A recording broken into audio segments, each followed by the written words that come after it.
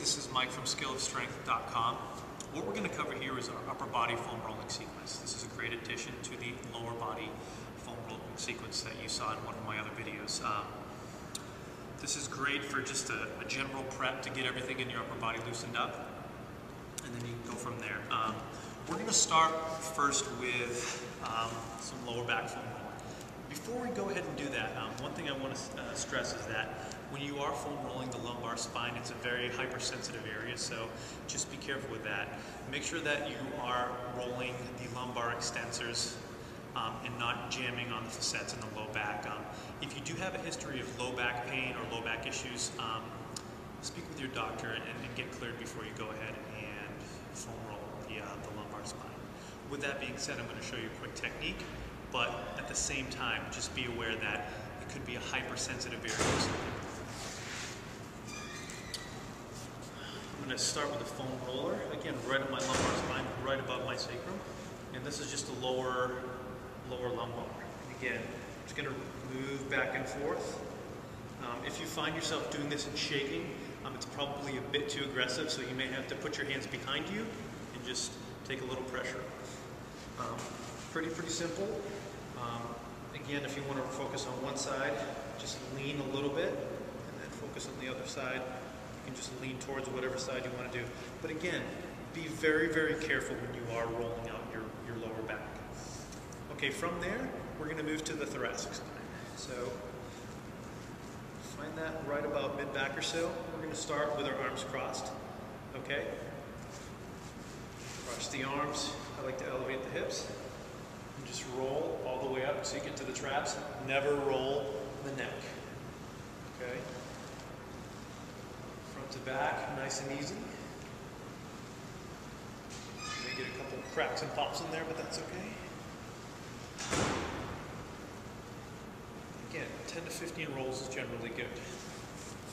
From there, we're going to do the exact same distance on the thoracic spine, but we're going to get the shoulder blades out of the way. So we're going to touch the elbows together, right in front of your chin, and do the identical same sequence. And you're probably going to notice that it may be a little bit more tender when you do this.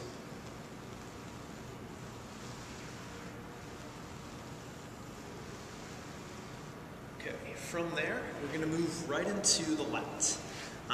Foam rolling the lats generally doesn't feel good. So again, don't be too aggressive when you go ahead and work on the lats. Remember that the lats run from here right to about down here. So again, don't be too aggressive. I like to start side lying. The bottom hand's going to go on my head, so I'm going to foam roll my right lat. And I'll actually put my hand on the foam roller to help with some rotation. I'm just going to roll the belly of that lat. Again, if it's very tender, cut your range of motion, or you can actually help just use the opposing hand to take a little bit of pressure off. Again, the lats tend to be pretty sensitive, so just pay attention when you're doing that. Next, we're going to work on teres major minor, which is right up kind of the corner of the armpit. Again, this is another high trigger point area, so just be aware of that. It looks very similar to the lat foam rolling technique, but it is a slightly different angle. So with the lat, you're here, and now with the teres major minor, you're going to go a little bit higher. And again, right in there is what we're looking for.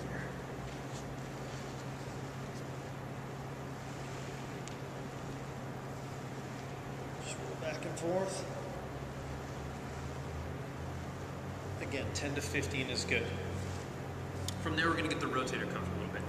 Again, the rotator cuff is pretty tough to get, but you got to get the right angle, and then you can get in there. So, again, your rotator cuff is right back in here. Rotator cuff is generally works better with a tennis ball or a lacrosse ball or something a little bit smaller to get in there, but you can still do it with the foam roller. It's the same idea. I like to get the arm up a little bit higher, keep the elbow the same height as the shoulder for me. I'm just going to roll the cuff out.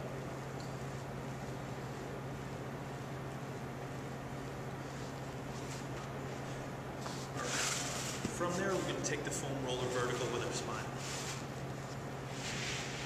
We're going to start Supporting the head is huge.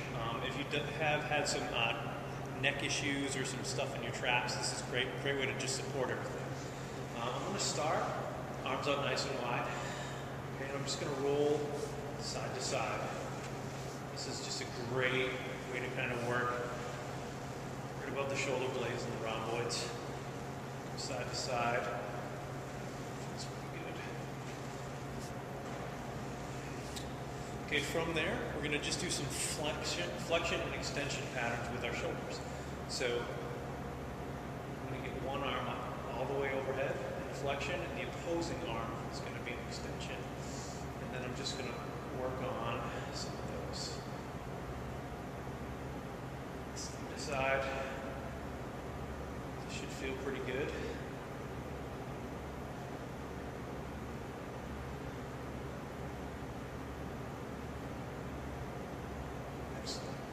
Now we're going to try to hit our rhomboids a little bit more. So we're still going to move side to side, but again, we're going to try to get the shoulder blades out of the way.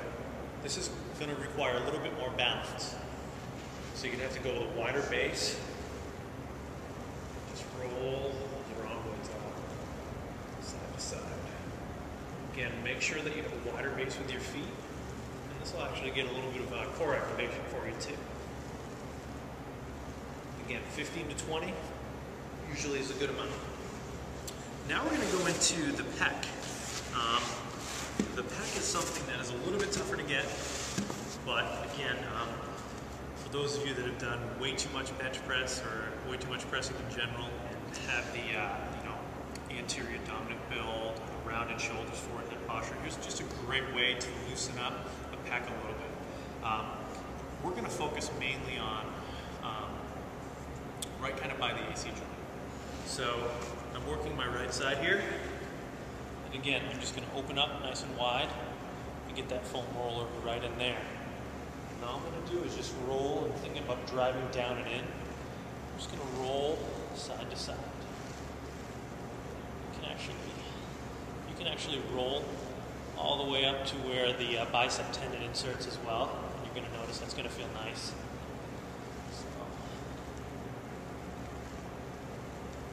And if you want to actually roll the bicep out, you can actually roll the bicep out as well. And all you're going to do here is, again, roll it back and forth.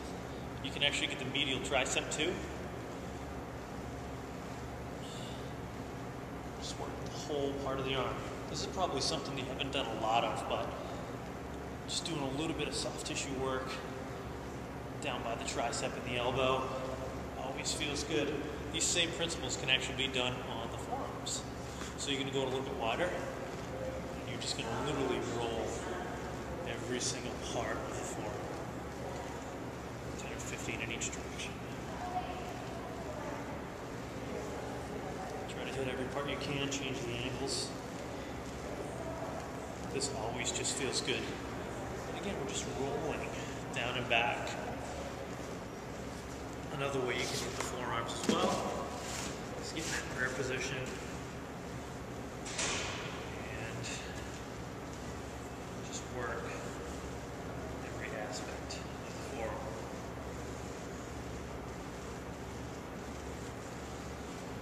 So again, try these foam rolling techniques before you train and see how you feel after. If you add this in with the lower body foam rolling sequence, obviously you're going to have a total body foam rolling circuit to work on.